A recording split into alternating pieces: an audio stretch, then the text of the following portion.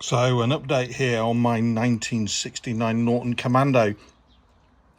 Her clutch started slipping very randomly about a year ago, and to be honest with you, she ended up in my hallway.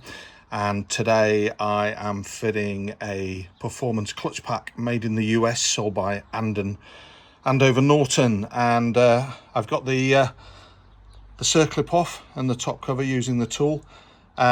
Let's have a look and remove the plates and see what we're dealing with. I've got to be honest, it's the first time I've touched a clutch like this. Very familiar with the BSA type clutch, Triumph clutch, but this sprung clutch on the Norton is somewhat different to what I'm used to dealing with. Yeah, I'm not replacing her with engine oil. I'm replacing her having spoken to Andover and other suppliers and lads who ride their bikes. I'm fitting automatic transmission fluid, and I will reduce. The manual says 200 ml, but I'm going to put a lot less ATF in than I did a couple of weeks ago when I fitted the new stator rotor, which works beautifully, by the way.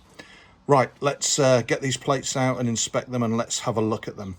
So we've got the first plate off, and looking at that first friction plate, we can see, can't we, that it's not going to take a genius to work out that that plate's shot. But let's take a real close look.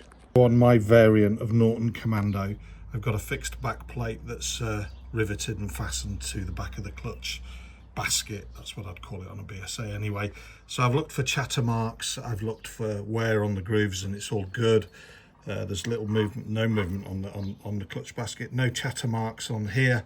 Let's go take a look at the clutch plates, and nobody will be surprised at what they can see on my plates. This is the outer thick plate, and then we get into the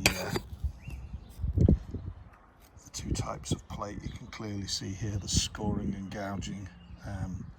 Not quite sure of that mark on there, I'll have a look, but so I've got replacement. I'll show you the replacement ones from Andover, the performance American clutch plates, but that, while you can't see it, is there's evidence of scoring and burning there, and we can see here on these plates here, it's really hard, isn't it, for the smartphones to pick it up what the human can see, but these plates are a mess.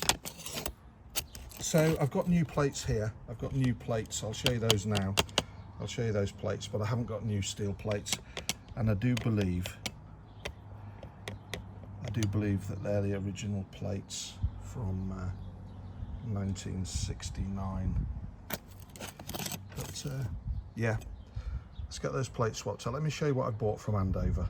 On the left, you can see my original plates.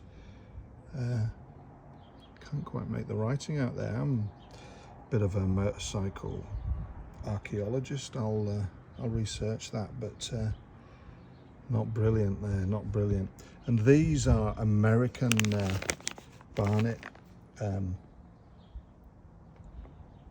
clutch and cable. These are sold by Andover Norton. So there's 4 of those, and I'm going to order the appropriate amount of steel plates and get the whole thing swapped out. But you can straight away see I recognize this as a clutch plate. I do not recognize this at all. Badly scored. Feels almost brittle to the touch as well. Anyway, part 2 will be rebuilding the clutch pack, and I will let you know how I get on. Thanks for watching, and if you like these short videos, please think about hitting the like and subscribe button. Norton Commando 1969 fastback clutch plate swap out.